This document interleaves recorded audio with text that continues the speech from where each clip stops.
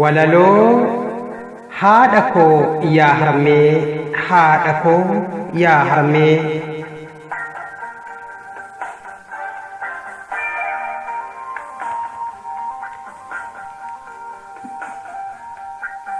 Haadha koo yaa harmee erga gargar baanee bubbulleerra karaa baay'ee wal yaanneerra dadhabneerra garaa mee akkam naaf jirta harmee koo hadaraa mee akkam naaf jirta deessee koo adaraa obsa kee danda'ee jabaadhee osoo hin taane atuu beekta roorroo itti addaan baane si yaadachuu dhiisee takkas hin hammaanne bara lakkoobsifnee erga gargar baane wal dharraane maaloo yaaddoon qalbii cabnee waliin nuuf haa ga'u rabbumti nuuf na'ee waliin nuuf haa ga'u rabbumti nuuf na'ee.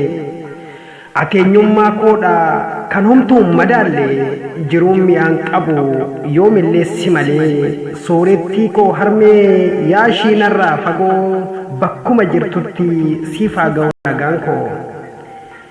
Ani jira gurbeen kee hin yaadiin shakkite sammuu kee yakkite yaaddoon qalbii cabxee narraa mankaraarte yoom galta yoom dhuftaan saddeekkarra laaltee. Jaalannee osoo hin taane hireen addaan baanee hundaafuu naaf obsi qooda rabbiin laate anaaf sillee miti kan garaa jabaate anaaf sillee miti kan garaa jabaate.